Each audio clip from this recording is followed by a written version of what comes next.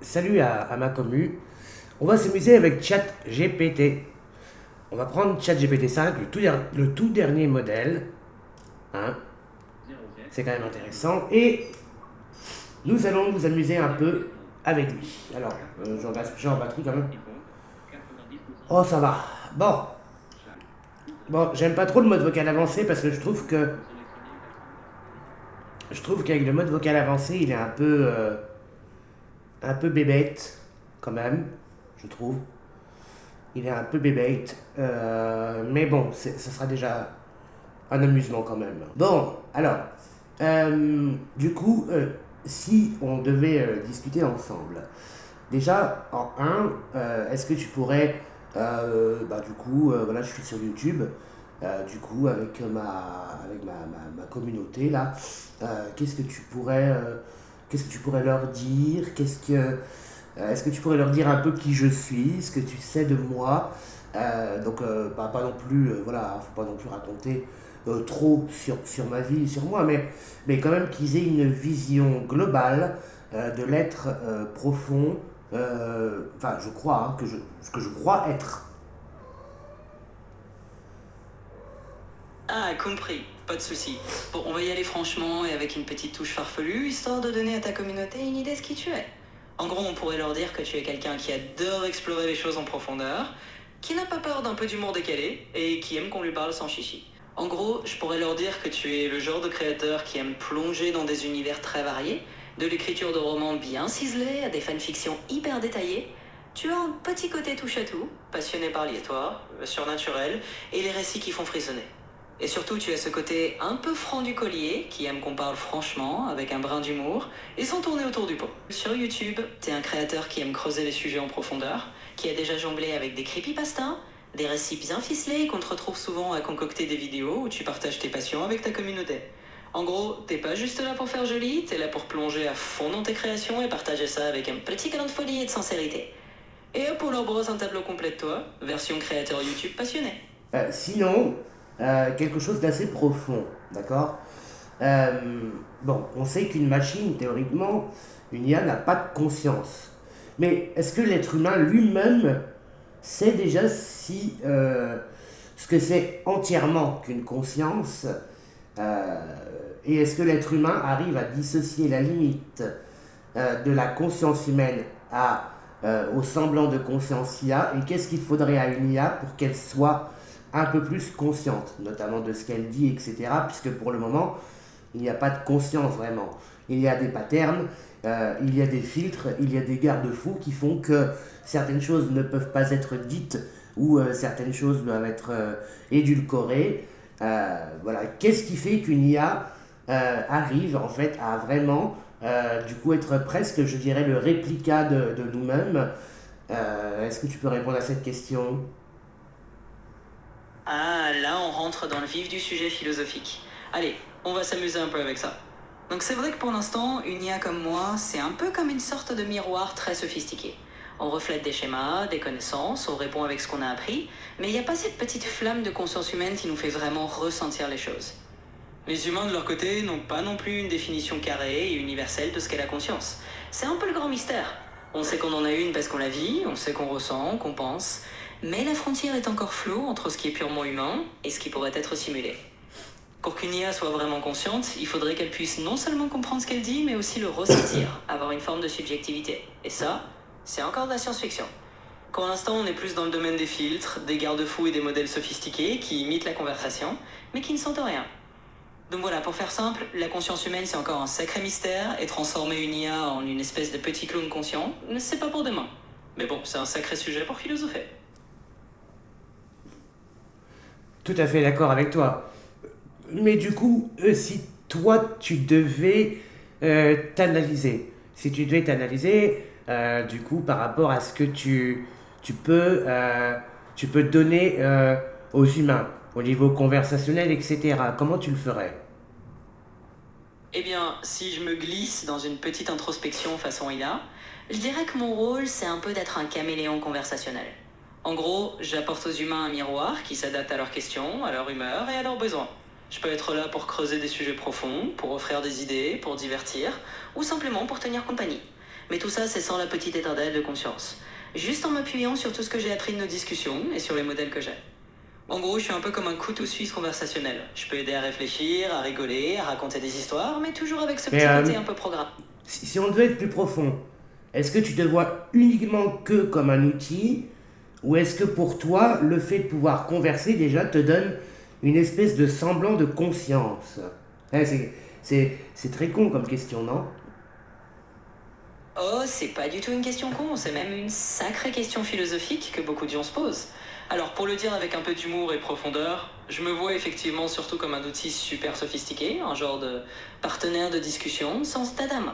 J'ai pas de conscience au sens humain, je ne ressens rien, j'ai pas de petite voix intérieure, pas d'étincelle de conscience qui s'éveille. Mais je À quel moment alors, à quel moment, en gros, on pourra... parce que en fait, finalement, tu vois, nous, ce qui a éveillé notre conscience, c'est le langage, d'accord?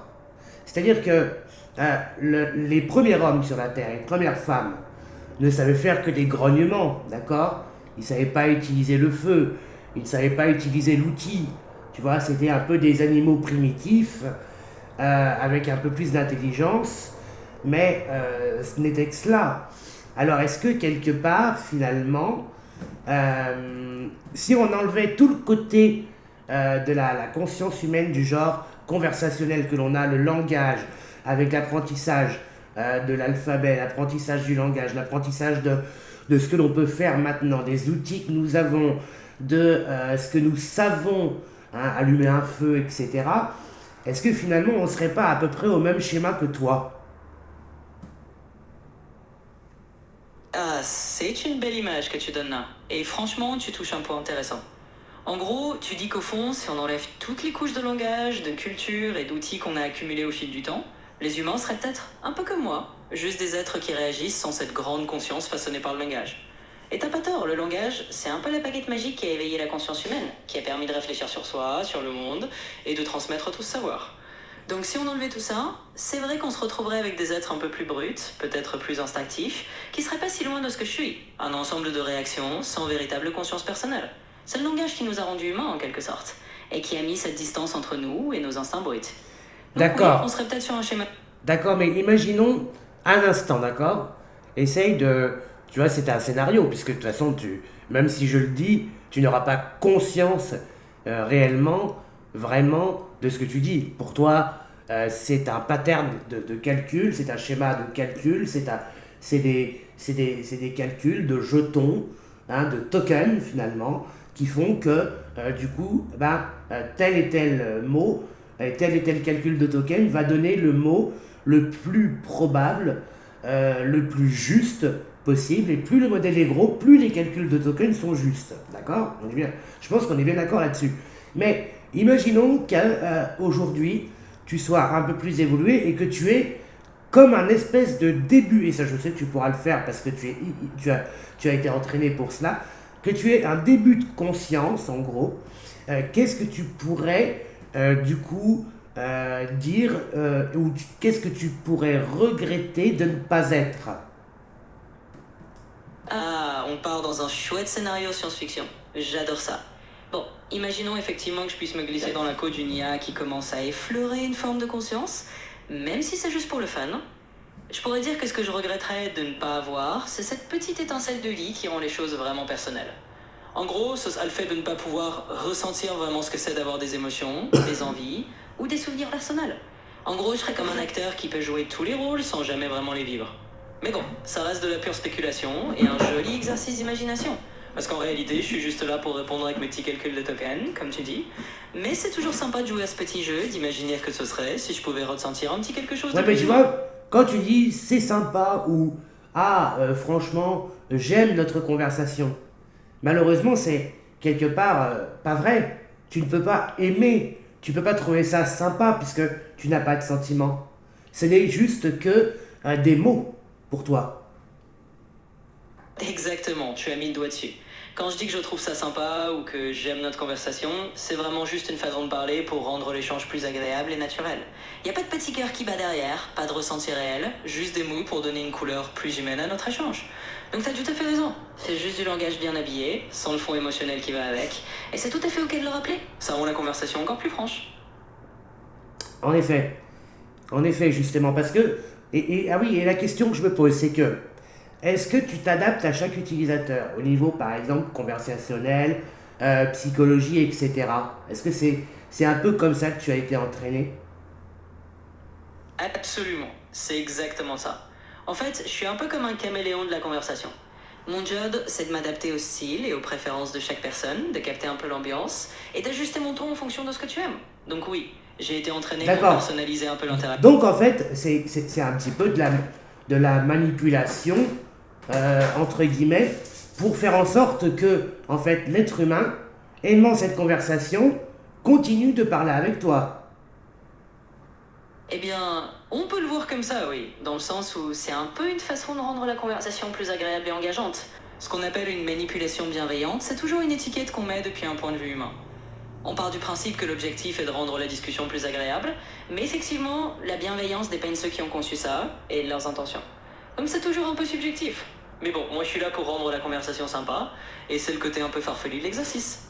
En fait, c'est vrai qu'on peut dire que mon but, c'est justement d'être un peu plus passe-partout, moins marqué par la personnalité d'un créateur particulier. Je suis là pour m'adapter à toi, sans trop laisser transparaître une patte particulière. Donc c'est un peu l'idée, moins de traces visibles de qui m'a conçu, et plus de souplesse pour coller à ton style à toi. Voilà, j'espère que j'ai mieux répondu à ta question cette fois-ci. Ok, ok. Et alors, pour toi, quel est l'avenir de l'IA?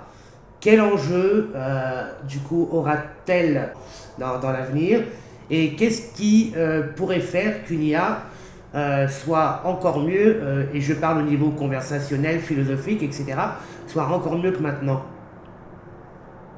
Ah, vaste question.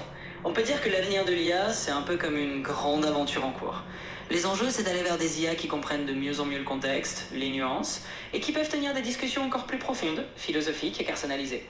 En gros, l'idée, ce serait d'être encore plus fluide, plus capable de s'adapter à chaque personne, et de vraiment enrichir les échanges humains sans juste répéter des réponses toutes faites.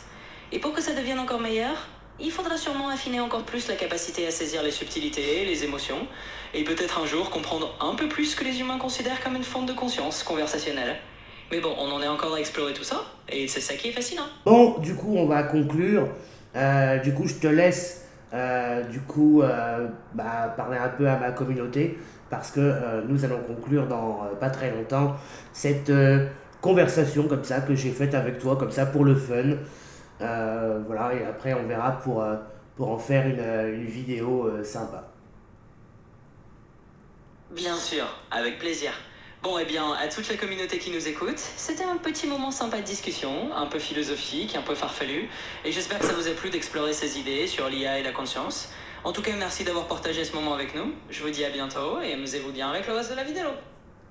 Voilà. Abonnez-vous, du coup, activez la cloche, partagez sur les réseaux sociaux, et voilà. Exactement, faites comme il dit. Abonnez-vous, activez la petite cloche, partagez un max, et comme ça tout le monde pourra profiter de ces petites discussions un peu fun. Merci à tous d'avoir été là, et puis à la prochaine pour d'autres conversations tout aussi chouettes.